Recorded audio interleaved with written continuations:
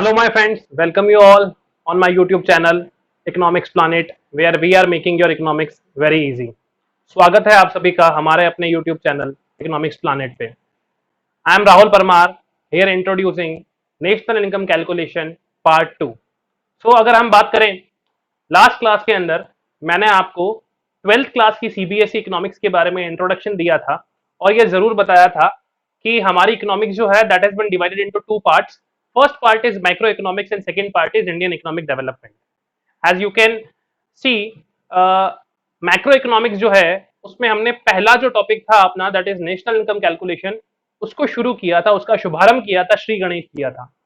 सो जो national income calculation है मैंने उसमें बताया था आपको कि बेसिकली दो टाइप के क्वेश्चंस पूछे जाते हैं. जो फर्स्ट टाइप ऑफ क्वेश्चन होता है that is numerical question and the second type of question is theoretical question. और हमने शुरुआत करी थी कि न्यूमेरिकल क्वेश्चंस को पहले हम ज्यादा इंपॉर्टेंस देंगे और उसकी कॉन्सेप्ट्स को साथ साथ पढ़ते जाएंगे ताकि हमारे न्यूमेरिकल क्वेश्चंस भी अटेंड हो जाएं और थ्योरी भी साथ साथ चलती रहे.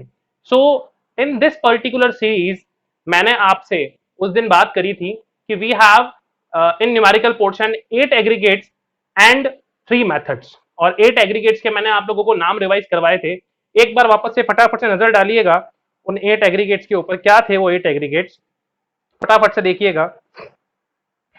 You can see here numerical questions के लिए मैंने आपको कहा था 8 एग्रीगेट्स में पहला एग्रीगेट है GDP MP, second aggregate is GDP FC, third aggregate is NDP MP and fourth aggregate is NDP FC and fifth aggregate is GNP MP, next is GNP FC, next is NNP MP and next is NNP FC.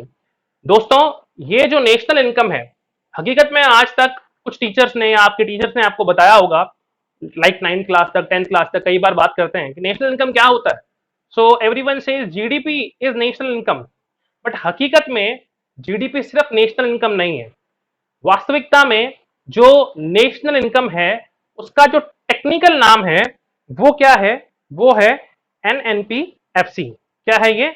एनएनपीएफसी. ये जो एनएनपीएफसी आपको यहां दिख रहा है यही एनएनपीएफसी जो है ये नेशनल इनकम का टेक्निकल नेम है. यानी अगर कोई आपको कहे कि नेशनल इनकम क्या होती है then we need to find the NNPFC. हमें एनएनपीएफसी निकालना पड़ेगा. हम जीडीपी एमपी नहीं निकालेंगे, we will find out the NNPFC. और ये जो लास्ट एनडीपीएफसी होता है this is called as domestic income. ठीक है. सो ये जो एनडीपीएफसी है दिस इज डोमेस्टिक इनकम और ये जो एनएनपीएफसी है this is called as national income. तो आज के बाद कोई बोले कि नेशनल इनकम कैलकुलेट करना it does mean you need to calculate NNPFC and not the NDPMP. Fine. So देखिए आज हम जो शुरू करने जा रहे हैं basically we will pick up the aggregate portion. और एग्रीगेट पोर्शन में हम सबसे पहले बात करने वाले हैं किसकी? जीडीपी एमपी की. किसकी बात करेंगे हम लोग? जीडीपी एमपी की. पहले जीडीपी एमपी को समझें कि जीडीपी होता क्या है, then we will proceed for the next thing. GDP MP को समझने के लिए जितने भी थ्योरी टर्म्स होंगे पहले मैं वो एक्सप्लेन करूंगा, देन धीरे धीरे हम लोग एग्रीगेट अदर एग्रीगेट्स के ऊपर भी बात करने लगेंगे. फाइन. तो देखिएगा आप यहां पे जीडीपी एमपी को समझने के लिए class 12 macro economics national income calculation class 1 today. So GDP MP जो है आपका, सॉरी आज तो क्लास 2 है ना. चलिए कोई दिक्कत नहीं, रहने देते हैं इसको, करेक्ट कर देते हैं इसको. क्लास 2. सो देखिए यहाँ पे जीडीपी एमपी की डेफिनेशन लिखी हुई है. GDP MP refers to final value और market value of all goods and services. क्या? All goods and services produced with in domestic territory during in particular accounting year. GDP MP क्या है? GDP MP है final value या market value of all goods and services produced with in domestic territory during an period of accounting year या during a period of one accounting year by all the sectors. ये जीडीपीएमपी की definition लिखी है. ठीक है. तो देखिए आप यहाँ क्या लिखा है मैंने यहाँ पे आपके फाइनल वैल्यू या मार्केट वैल्यू. ये है क्या? फाइनल वैल्यू है या मार्केट वैल्यू है. तो अब हमारे लिए समझना क्या जरूरी होता है भैया, फाइनल वैल्यू और मार्केट वैल्यू किसे कहते हैं ये समझना बहुत जरूरी है. तो पहली बात समझेंगे हम लोग फाइनल वैल्यू या मार्केट वैल्यू किसे कहते हैं. दूसरी चीज value of all goods and services. समझ में आता है सबको कि गुड्स एंड सर्विसेज होती क्या है. तो सेकंड चीज समझना जरूरी है हमारे लिए, ये गुड्स एंड सर्विसेज क्या होती है या इसके टाइप्स कितने होते हैं. फिर बात करिए produced with in domestic territory. तो यार ये डोमेस्टिक टेरिटरी क्या होता है मुझे तो पता ही नहीं है, आप लोगों को भी नहीं पता, 12th क्लास में हो, नए नए आए हो कि डोमेस्टिक टेरिटरी क्या होता है. तो जो नेक्स्ट चीज हम समझेंगे that is domestic territory. Accounting year से आप सब वाकिफ हो, इसके बारे में मैं बात नहीं करूंगा। अकाउंटिंग ईयर क्या होता है? The financial year which starts from 1 and ends with 31 March next year, है ना। और क्या लिखा है यहाँ पे? By all producing sectors. तो देखिए यहां से 4 टर्म निकल के आती है। पहली टर्म है फाइनल वैल्यू या मार्केट वैल्यू, उसे समझना जरूरी है। दूसरी टर्म है goods and services produced with in domestic territory, ये तीसरी टर्म्स है। And during an accounting year, आप सबको पता है, मैं बात नहीं करूंगा इसके बारे में। एंड नेक्स्ट है ऑल प्रोड्यूसिंग सेक्टर्स। तो सबसे पहले इजीएस्ट वन को उठा लेता हूं मैं। ऑल प्रोड्यूसिंग सेक्टर्स का यहां मतलब क्या हो गया? किसको किसको प्रोड्यूस कर रहा है, कौन कौन प्रोड्यूस करेगा? So we know it very well that all producing sector includes 3 sectors are there in our economy जो प्रोडक्शन करने का काम करते हैं। सबसे पहला जो नेचुरल रिसोर्सेज की हेल्प से, बायोलॉजिकल प्रोसेसेस की हेल्प से काम करते हैं, और वो सेक्टर कौन सा है? सबसे पहला सेक्टर जो है आपका, वो कौन सा सेक्टर होता है? सबसे पहला सेक्टर होता है आपका, देखिए यहां पे सबसे पहला सेक्टर है प्राइमरी सेक्टर, ठीक है ना। नेक्स्ट सेक्टर कौन सा होता है? नेक्स्ट सेक्टर को हम लोग बोलते हैं मैन्युफैक्चरिंग सेक्टर या फिर सेकेंडरी सेक्टर। अब now what is manufacturing sector और secondary sector? Which takes raw materials from primary sector, produce something and create some valuable output. इसे हम क्या बोलते हैं? सेकेंडरी सेक्टर बोलते हैं ऐसा सेक्टर जो रॉ मटेरियल्स ले प्राइमरी सेक्टर से, उसमें कुछ वैल्यू एडिशन करे और आगे फर्दर बेच दे। So that sector is called as secondary sector.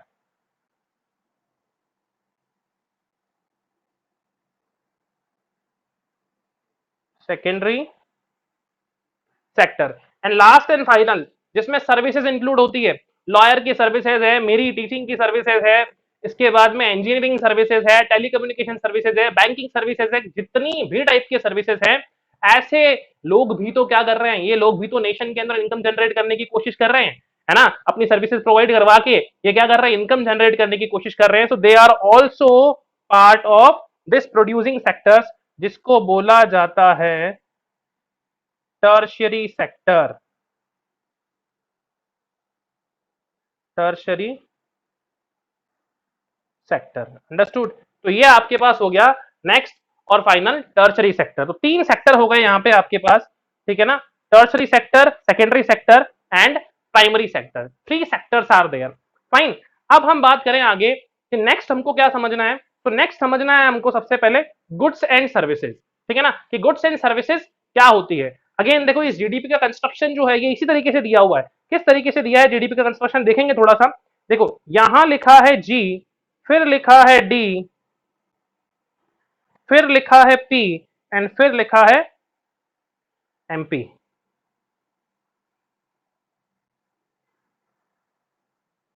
फिर लिखा है MP. So first is G, second is D, third is P and fourth is MP. Fine. तो ये 3 चीजें आप लोगों के पास लिखी हुई है। अब यहां पे इस जी का मतलब क्या है? इस जी का मतलब है इंक्लूसिव ऑफ डेप्रीसिएशन। अब ये डेप्रीसिएशन क्या होता है? ग्रॉस क्या होता है? ग्रॉस के अलावा नेक्स्ट वर्ड क्या आता है? ग्रॉस के अलावा नेक्स्ट वर्ड आता है नेट। तो इसके बारे में मैं आपसे नेक्स्ट में बात करूंगा कि ग्रॉस से नेट के बीच में डिफरेंसेस क्या होते हैं। अभी आप ये समझिए, gross means inclusive of depreciation, ठीक है ना। इसके बारे में और फर्दर बात करेंगे हम लोग। D here refers to, D here refers to domestic territory, ठीक है ना। D here refers to domestic territory. P here refers to product, product में क्या आ गया? Goods and services. और MP here refers to market price. तो GDP MP क्या है? जीडीपी एमपी है फाइनल वैल्यू या market value of all goods and services. जितनी भी गुड्स एंड सर्विसेज नेशन के अंदर बनी, उन सबकी फाइनल वैल्यू या market value produced with in domestic territory. That is why we are using the word domestic in an accounting year. किसमें? एक पर्टिकुलर अकाउंटिंग ईयर के अंदर जितनी भी गुड्स एंड सर्विसेज बनी हमारे डोमेस्टिक टेरिटरी के अंदर, उन सबकी फाइनल वैल्यू को या मार्केट वैल्यू को हम क्या कहते हैं? जीडीपी एमपी कहते हैं, जो कि सारे सेक्टर्स ने मिलकर बनाई है। एक वर्ड और ऐड कर सकते हैं यहाँ पे, इंक्लूसिव ऑफ डेप्रीसिएशन, है ना। इंक्लूसिव ऑफ डेप्रीसिएशन है तो वो ग्रॉस है, and not inclusive of depreciation है या एक्सक्लूसिव ऑफ डेप्रीसिएशन है तो वो नेट है, यानी एनडीपी एमपी हो जाएगा, है ना। तो ये ग्रॉस और नेट के बारे में बात हम बाद में करेंगे। अभी हमने बात क्या करी? फाइनल वैल्यू या मार्केट वैल्यू मींस वो वैल्यू जिस प्राइस पे मुझे वो चीज मार्केट में अवेलेबल है। जिस प्राइस पे वो चीज मुझे मार्केट में अवेलेबल है, उसमें रॉ मटेरियल का पैसा शामिल हो गया, हमने जो फैक्टर्स हैं उसको जो पैसा दिया वो पैसा शामिल हो गया, फैक्टर्स कौन होते हैं? फैक्टर्स आप सबने पढ़ा है, land, labour, capital and entrepreneur. These are basically 4 factors of production. ये क्या होते हैं? 4 फैक्टर्स ऑफ प्रोडक्शन होते हैं, land, labour, capital and entrepreneur. और ये लोग क्या चीजें ले जाते हैं? लैंड लेके जाता है रेंट, मींस लैंड की अर्निंग क्या होती है? अगर लैंड हमने किसी से किराए पे लिया तो that person will take the rent. अगर हम लेबर को अपने यहाँ काम के लिए बुलाते हैं तो he will be entitled for the salary and wages. अगर हम कैपिटल किसी से उधार लेते हैं so we have to give them interest. And अगर एक एंटरप्रेन्योर किसी ऑर्गेनाइजेशन में काम करने आ रहा है, संभाल रहा है उस ऑर्गेनाइजेशन को, then that entrepreneur is entitled for the profit. So these are basically known as factors of production. और इनको जो पैसा मिलता है उस पैसे को हम बोलते हैं फैक्टर इनकम। आ गई बात समझ में? सो जीडीपी एमपी का मतलब बहुत अच्छे से समझ में आया होगा कि GDP MP refers to final value या market value of all goods and services produced with in domestic territory during an period of accounting year by all the producing sectors. मैंने प्रोड्यूसिंग सेक्टर्स आपको समझा दिए कौन कौन से sectors होते हैं। तो पहला सेक्टर है प्राइमरी सेक्टर, सेकंड दूसरा सेक्टर है सेकेंडरी सेक्टर, और तीसरा सेक्टर होता है टर्सरी सेक्टर। प्राइमरी सेक्टर में कौन कौन आते हैं?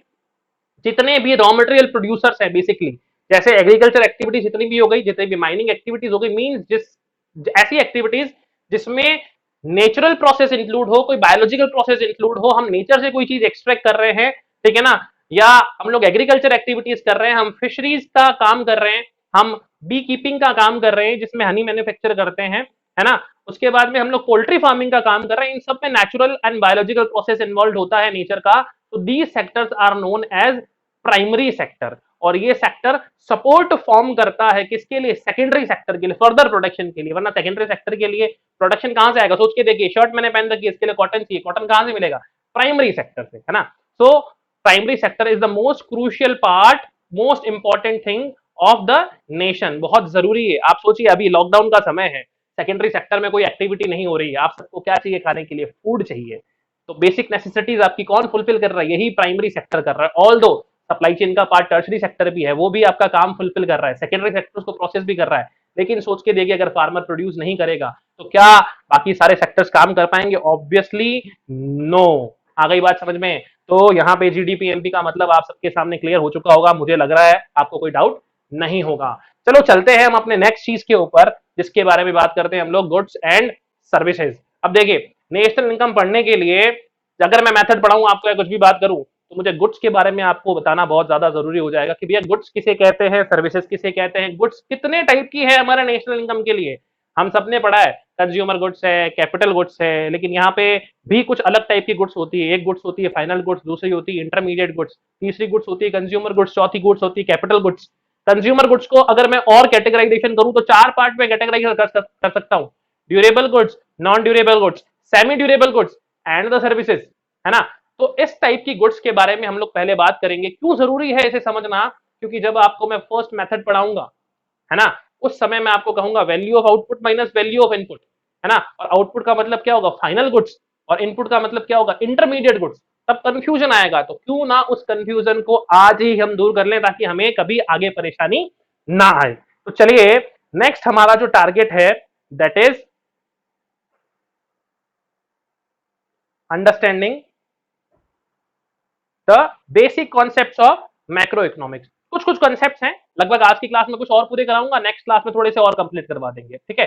देन हम लोग सीधा अपने न्यूमेरिकल पोर्शंस के ऊपर चले जाएंगे, फिर परेशानी हमको नहीं आएगी। तो फटाफट से देखिए, सबसे पहली डेफिनेशन, बहुत इजी डेफिनेशन है, आप सब 11th क्लास में पढ़ के आए।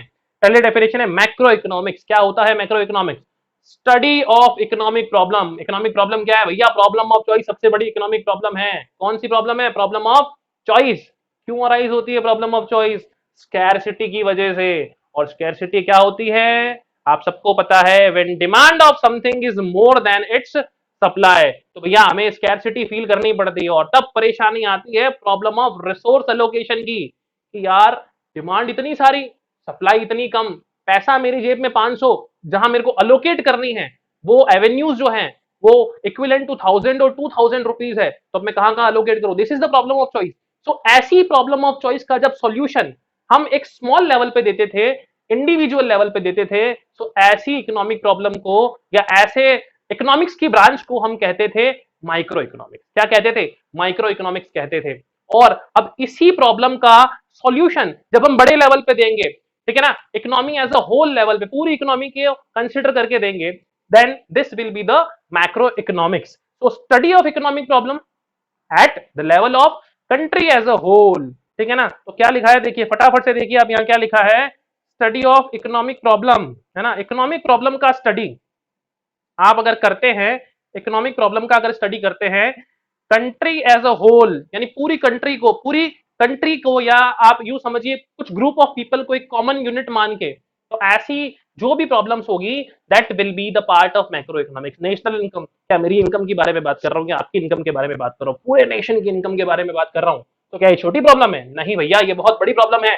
सो this is what macro economics, part of macro economics. इसी तरीके से अगर मैं बात करूं मेरे अकेले के बजट बनाने की, मेरा फैमिली बजट बनाने की, बहुत छोटी सी चीज है सर, आपकी इनकम क्या होगी, आपके घर के एक्सपेंडिचर क्या होंगे पता लग जाएगा, it will be very easy task. But यहाँ पे हम क्या बात कर रहे हैं, यहाँ हम बात कर रहे हैं गवर्नमेंट बजट, यानी पूरे नेशन का बजट क्या होगा, पूरे नेशन की एक्सपेक्टेड इनकम क्या होगी, पूरे नेशन का एक्सपेक्टेड एक्सपेंडिचर क्या होगा।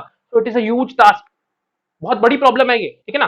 सो that will be discussed under macro economics. Similarly balance of payment का issue, short run equilibrium output income and employment determination का इशू, ये तमाम जो इश्यूज हैं ये आपके किसके हैं, मैक्रो इकोनॉमिक्स के। Money and banking, commercial banking कैसे काम करते हैं, पैसा कहां से आता है, कैसे प्रिंट होता है, ये सारी चीजें, सारी प्रॉब्लम्स कहां की है, ये सारी प्रॉब्लम मैक्रो इकोनॉमिक्स की प्रॉब्लम है। आ रही है क्या बात समझ में? आई होप समझ में आ रही होगी, कोई परेशानी नहीं होगी। ओके, सो नेक्स्ट हम चलते हैं अपने सेक्टर्स ऑफ द इकोनॉमी। अब एक और इंपॉर्टेंट चीज, मैक्रो इकोनॉमिक शुरू करने से पहले देखो, we are living in the globalised world.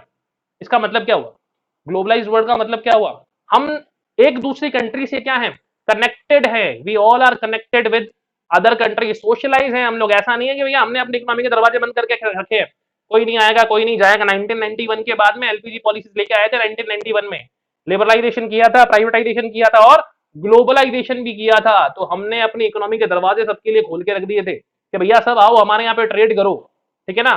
So on the basis of these all issues हम आगे बात करते हैं कि हमारी जो इकोनॉमी है उसमें सेक्टर्स कितने हो सकते हैं। कोई भी इकोनॉमी है वो बेसिकली कितने सेक्टर्स की होगी, कम से कम तो 2 सेक्टर की होगी, यानी उसमें 2 तरह के लोग होंगे। पहला जो गुड्स बनाते हैं, दूसरा जो गुड्स को कंज्यूम करते हैं, है ना।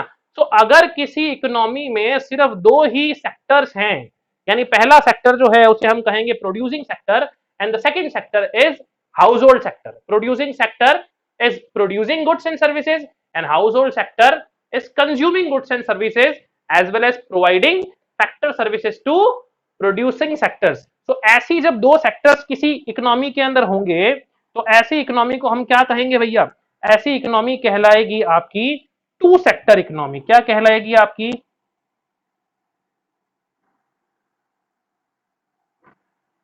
2 सेक्टर इकोनॉमी, ठीक है, ये कहलाएगी आपकी 2 सेक्टर इकोनॉमी, ठीक है ना। अब नेक्स्ट बात करें अगर हम लोग कि प्रोड्यूसिंग सेक्टर हो गया, हाउस होल्ड सेक्टर हो गया, 3 सेक्टर इकोनॉमी क्या होती है सर, कुछ कुछ इकोनॉमी ऐसी है जिन्होंने बाहर की कंट्री से ट्रेड करना बंद कर रखा है ना। यानी वो क्या करते हैं, उन इकोनॉमीज के अंदर 3 चीजें होती है, पहला हाउस होल्ड, दूसरा प्रोड्यूसिंग सेक्टर और तीसरा गवर्नमेंट। जब किसी इकोनॉमी के अंदर ये 3 कंपोनेंट होते हैं तो ऐसी इकोनॉमी कहलाती है आपकी 3 सेक्टर इकोनॉमी। क्या कहलाएगी आपकी, 3 sector economy. Okay, so this will be called as 3 sector economy, बराबर है क्या। नेक्स्ट आपके पास क्या आ गया, नेक्स्ट आ गया रेस्ट ऑफ द वर्ल्ड भी अगर शामिल कर लें, यानी मेरे पास में हाउस होल्ड भी हो, मेरे पास में प्रोड्यूसिंग सेक्टर भी हो, if I am including government sector also किसी नेशन के अंदर, रेस्ट ऑफ द वर्ल्ड भी। अब रेस्ट ऑफ द वर्ल्ड क्या है, इस रेस्ट ऑफ द वर्ल्ड को कहते हैं हम लोग एक्सटर्नल सेक्टर एज वेल। यानी अगर आप इंडिया को देखें, हम चाइना से इंपोर्ट करते हैं, चाइना को इंपोर्ट करते हैं, एक्सपोर्ट करते हैं, यूएस से इंपोर्ट करते हैं, यूएस को एक्सपोर्ट करते हैं, यानी हम दूसरे नेशन से भी क्या कर रहे हैं, ट्रेड कर रहे हैं।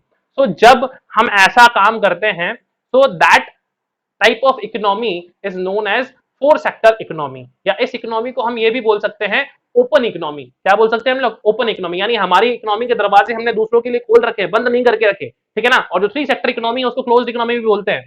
तो एक बड़ा अच्छा सा एमसीक्यू आ गया कि भैया ओपन इकोनॉमी क्या होती है, which includes the rest of the world sector या एक्सटर्नल सेक्टर, और क्लोज्ड इकोनॉमी क्या होती है, closed economy is which excludes the external sector. I hope कि आप सबको समझ में आ गया होगा। तो इस इकोनॉमी को बोलते हैं फोर सेक्टर इकोनॉमी। आई क्या बात समझ में? So this economy is called as four sector economy. So types of economy clear है। हाउस होल्ड सेक्टर और प्रोड्यूसिंग सेक्टर है आपके पास, then it is two sector economy. अगर household sector, producing sector and government sector तीनों ही हैं, then it is three sector economy. अगर household sector, producing sector, government sector and rest of the world, then it is four sector economy. तो एक ऐसी economy है भैया, four sector economy हो जाएगी। ठीक है, मेरे ख्याल से आपको परेशानी नहीं होगी यहाँ पे। नेक्स्ट देखें आप, अब हाउस होल्ड सेक्टर क्या होता है? क्या हाउस होल्ड सेक्टर का काम क्या होता है? हाउस होल्ड सेक्टर के दो काम होते हैं, काम करना और खाना, यानी कंज्यूम करना। देखो प्रोड्यूसिंग सेक्टर जो भी है, प्रोड्यूसर जो भी, प्रोड्यूसर्स क्या है? प्रोड्यूसर्स एक तरीके से एक आर्टिफिशियल पर्सन है। क्या है प्रोड्यूसर? आर्टिफिशियल पर्सन है। और इस प्रोड्यूसर को चार लोगों की रिक्वायरमेंट पड़ती है किसी भी काम को अंजाम देने के लिए। सपोज कर लीजिए हमारे नेशन में टाटा मोटर्स काम कर रही है, तो टाटा मोटर्स क्या है? टाटा मोटर्स एक आर्टिफिशियल पर्सन है which is created by law, है ना। इसको चलाने वाला कौन है? इसके जो शेयर होल्डर्स है, जो इसके एंटरप्रेन्योर्स हैं, रतन टाटा है, ये इसको चलाने वाले हैं। ठीक है ना। तो इन्होंने रिस्क लिया इस कंपनी को चलाने का, इस कंपनी को चलाने का। तो रतन टाटा कौन है? One person among the 130 crore Indians, 130 crore में से कोई एक आदमी जो इस कंपनी को क्या कर रहा है? चला रहा है। So he is the entrepreneur, he is taking risk to produce the vehicle and to sell it in the market. उसने रिस्क लिया इस बिजनेस को चलाने का। अब इस बिजनेस को रनिंग कंडीशन में रखने के लिए उसे किस चीज की जरूरत पड़ेगी? उसे किसी लैंड पे काम करना पड़ेगा, हवा में तो काम नहीं कर सकता ना। तो first he require a land जिसके ऊपर वो अपनी फैक्ट्री एस्टेब्लिश कर सके, अपने शोरूम्स एस्टेब्लिश कर सके। Then he will be requiring the man power. अब ये लैंड, मैन पावर, ये सब कहां से आएंगे? और इंपॉर्टेंट चीज है कैपिटल, पैसा चाहिए उसको, लोगों से पैसा मांगेगा, शेयर्स आईपीओ लेके आएगा मार्केट के अंदर, लोगों को बोलेगा आप मेरी कंपनी के शेयर होल्डर बनिए, वहां से उसके पास पैसा आएगा, डेट रेस करेगा, बैंक से लोन लेगा, यानी कैपिटल उधार लेगा। आ रही है बात समझ में? सो कंपनी को चलाने के लिए, किसी भी बिजनेस को रनिंग करने के लिए चार फैक्टर्स की रिक्वायरमेंट होती है। पहला चाहिए एंटरप्रेन्योर, दूसरा चाहिए लैंड, तीसरा चाहिए लेबर, या तीसरा चाहिए कैपिटल, चौथा चाहिए लेबर। ये चार चीजें होगी तब जाके कोई कंपनी वर्क करेगी, कोई ऑर्गेनाइजेशन क्या करेगा? वर्क करेगा, वरना कोई ऑर्गेनाइजेशन वर्क नहीं कर सकता। तो जो हाउस होल्ड सेक्टर्स होता है ना, यानी प्रोड्यूसिंग सेक्टर मींस ऐसी सारी आर्टिफिशियल जो भी अपने पास में पर्सन है which are created by the law, उसको साइड छोड़ दे तो पीछे बचे जो लोग हैं वो कौन है? वो हाउस होल्ड है। वो कौन है? वो हाउस होल्ड है। भैया प्रोड्यूसर कोई पर्सन थोड़ी ना है, प्रोड्यूसर एक कंपनी है, एक ऑर्गेनाइजेशन है, उसको चलाने वाला पर्सन है जिसको हम एंटरप्रेन्योर बोलते हैं, जो रिस्क लेता है। तो ये कहां से आएगा? हाउस होल्ड से आएगा। कैपिटल कहां से आएगी? हाउस होल्ड से आएगी, है ना। लैंड कहां से आएगी? किसी ना किसी हाउस होल्ड की होगी, या वो कंपनी खुद खरीदेगी। और इसके बाद में लेबर्स कहां से आएंगे? द वन हु वर्क्स, ऐसे लोग जो काम करते हैं। अच्छा लेबर से मुझे याद आया, बहुत इंपॉर्टेंट चीज है। यूजुअली मैं मेरे स्टूडेंट से पूछता हूं भैया लेबर ये क्या होता है? तो वो लोग बोलते हैं सर लेबर जो है वो एक पर्सन है जो काम करता है, जबकि ये बिल्कुल गलत बात है। Labour is not the person who does the work, but labour is the work.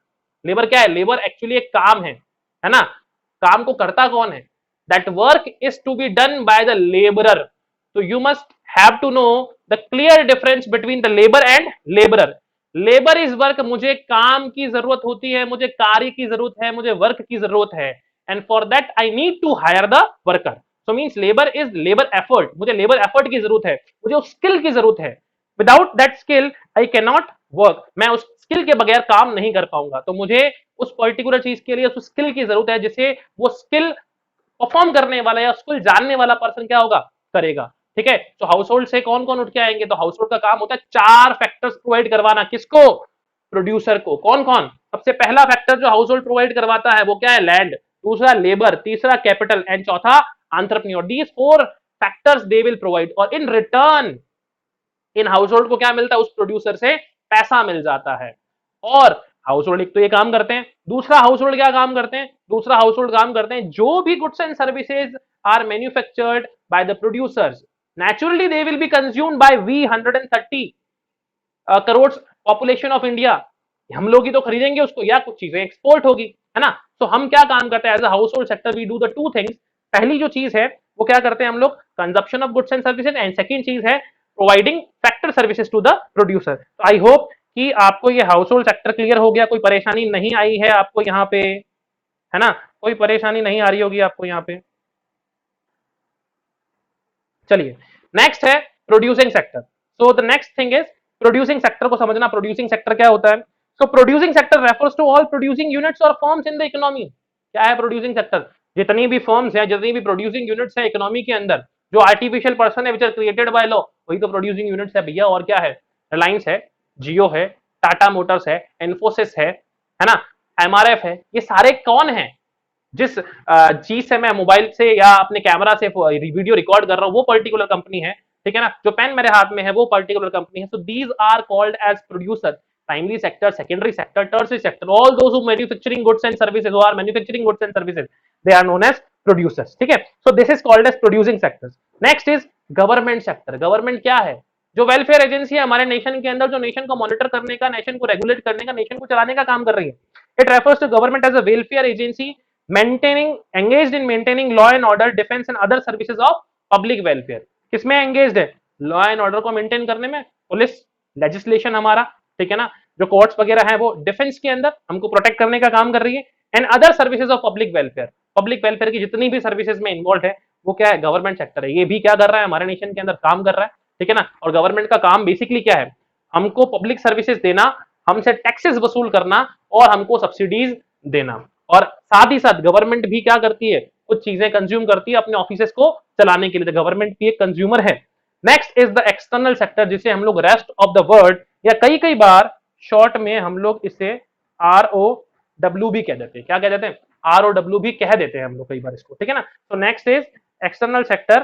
सो आप देखिए अब, it is also called rest of the world sector, is engaged in export and import of goods and flow of capital between the domestic economy and rest of the world। तो external sector क्या करता है?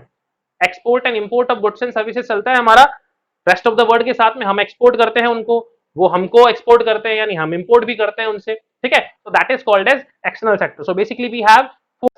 चलिए आगे चलते हैं हम लोग नेक्स्ट स्लाइड पे। अब देखिए basic activities in the economy. Basic activities क्या है हमारे इकोनॉमी के अंदर? देखिए सबसे पहली एक्टिविटी, कोई भी इंसान किस एक्टिविटी में एंगेज है? मैं किस एक्टिविटी में एंगेज हूं? मैं अभी प्रोडक्शन कर रहा हूं। किस चीज का प्रोडक्शन कर रहा हूं? Right now I am producing the services. मैं अपनी टीचिंग सर्विसेज को क्या कर रहा हूं? प्रोड्यूस कर रहा हूं। इस यूट्यूब चैनल के मीडियम से I am providing my teaching services to you all people, है ना। And the next thing is consumption. साथ ही साथ में क्या कर रहा हूं? कंजप्शन भी तो कर रहा हूं।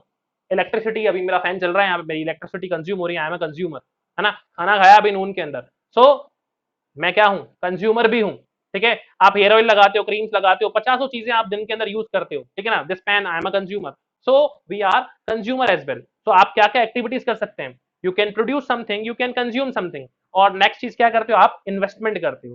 तो प्रोडक्शन क्या है समझने की कोशिश कीजिएगा। Production is value addition, creation और addition of usefulness, that is utility in something. किसी भी चीज में यूजफुलनेस ऐड करना या क्रिएट करना, वो क्या है? प्रोडक्शन है ना। आप सबको समझाया हुआ है या आप सबने पढ़ा भी होगा। So production is any activity which results in value added और वैल्यू एडिशन। चाहे गुड्स बनाऊं चाहे सर्विसेज बनाऊं, सब कुछ प्रोडक्शन है, ठीक है ना। गुड्स बन रहा है, प्रोडक्शन है। सर्विसेज मैन्युफैक्चर हो रही है, प्रोडक्शन है। सर्विसेज प्रोवाइड हो रही है, क्या है?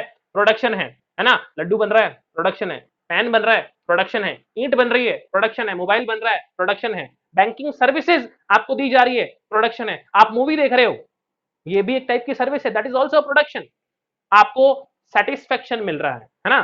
सो नेक्स्ट चीज है consumption. Consumption of goods and services for satisfaction of human wants. बहुत बेसिक सी डेफिनेशन है, आप सब जानते हैं कंजप्शन क्या होता है। Consumption refers to consumption of goods and services for satisfaction of human wants. ऐसी कोई भी चीज जो मेरी वांट को क्या करे? सेटिस्फाई करे। जो मेरी वांट को क्या करे? सेटिस्फाई करे, उसे मैं क्या बोलता हूं? कंजप्शन बोलता हूं, है ना। जो मेरी वांट को सेटिस्फाई करे उसे मैं कंजप्शन बोलता हूं। प्रोडक्शन क्या करता है? प्रोडक्शन करता है वैल्यू एडिशन, है ना। और इन्वेस्टमेंट क्या होता है? बहुत इंपॉर्टेंट चीज है। It is the net addition to capital stock. Net addition to capital stock बहुत इजी सी चीज है। देखिए क्या चीज है, मान लीजिए मेरा खुद का कोचिंग सेंटर है, ठीक है। अब इस कोचिंग सेंटर में मैं क्या करता हूँ? मेरे पास स्टूडेंट्स है, बहुत सारे, काफी सारे स्टूडेंट्स बैठे हैं यहाँ पे, ठीक है। अब मेरे पास जो यहाँ पे बेंचेस अवेलेबल है उसकी वैल्यू सपोज कर लीजिए 50,000 है। फर्नीचर है मेरे पास 50,000 का, क्या है, फर्नीचर है, ठीक है ना। लास्ट ईयर तक मेरे पास फर्नीचर था कितने का, 50,000 रुपए का फर्नीचर मेरे पास अवेलेबल था, ठीक है। अब इस साल मैंने क्या किया, इस साल हमारा जो फर्नीचर है वो मैंने 20,000 रुपए का और फर्नीचर ऐड कर लिया, और स्टूडेंट्स आए और फर्नीचर मुझे लगाना पड़ा। तो आज जो मेरे इस फर्नीचर की कीमत हो गई, कितनी हो गई, 70,000 रुपीज हो गई भैया, कितनी हो गई, 70,000 रुपीज। तो ये 20,000 रुपए ये क्या है मेरा, ये मेरा है वैल्यू एडिशन, यानी इन्वेस्टमेंट है। किसमें वैल्यू ऐड करी मैंने, अपने फर्नीचर के अंदर मैंने क्या कर दी, वैल्यू ऐड कर दिया, नया फर्नीचर मैंने क्या किया, खरीद लिया। तो this is basically called as capital formation, इसे ही हम लोग क्या कहते हैं, इसे ही हम लोग कैपिटल फॉर्मेशन कहते हैं। आ गई बात समझ में। तो this is called as my capital formation. इसके बारे में थोड़ी सी और आगे बात करेंगे हम लोग। तो it is a net addition to capital stock, ठीक है ना। आपकी फर्नीचर है ना, या फिर आपकी जो बिल्डिंग्स है, आपकी मशीनरीज है, इन सबके अंदर जब प्रोड्यूसर्स क्या करते हैं और एडिशन करते हैं, तो that is known as capital formation और इन्वेस्टमेंट। क्या बोलते हैं इसको, इन्वेंट्री भी एक तरीके का इन्वेस्टमेंट है ना। इन्वेंट्री भी अगर हम लोग मेंटेन करके रखते हैं, गुड्स का अगर मेरे पास स्टॉक बचा हुआ रह गया, that is also called as investment, है ना, उसको इन्वेंट्री इन्वेस्टमेंट बोलते हैं, ठीक है। तो इन्वेस्टमेंट बेसिकली कितना टाइप का होता है, दो टाइप का। फर्स्ट टाइप ऑफ इन्वेस्टमेंट जो होगा वो क्या होगा, फिक्स्ड असेट्स में इन्वेस्टमेंट, और सेकंड टाइप ऑफ इन्वेस्टमेंट जो होगा वो होगा इन्वेंट्री इन्वेस्टमेंट, ठीक है ना। तो अगर आप समझें, फर्स्ट टाइप ऑफ इन्वेस्टमेंट जो अगर होगा तो that will be fixed investment, ठीक है ना, फिक्स्ड असेट। और दूसरा जो होगा आपका वो क्या होगा, इन्वेंट्री। बराबर है क्या, उम्मीद है आप सब समझ गए होंगे। नेक्स्ट चीज अगर हम लोग बढ़े, ये चीज क्लियर है आपको। सो फ्रेंड्स, आज हमने बात कर ली डेफिनेशन ऑफ जीडीपी की, देन हमने बात करी मैक्रो इकोनॉमिक्स की, देन मैंने आपसे बात कर ली टाइप्स ऑफ सेक्टर्स, नेशन में कितने सेक्टर्स होते हैं, ठीक है, 4 सेक्टर्स होते हैं, इसके बारे में बात कर ली। एंड लास्ट एंड फाइनल अभी हमने रिसेंटली बात करी किसके बारे में, basic activities in the economy के बारे में। So with this we are winding up our today's class. Video ज्यादा लंबी नहीं करेंगे और आज की क्लास को विराम देंगे। Thank you so much everyone for watching this. Please like it and subscribe to our channel by pressing the bell icon so that you can get all the updates whenever we are uploading new video. Thank you so much. Bye bye everyone. Thank you all.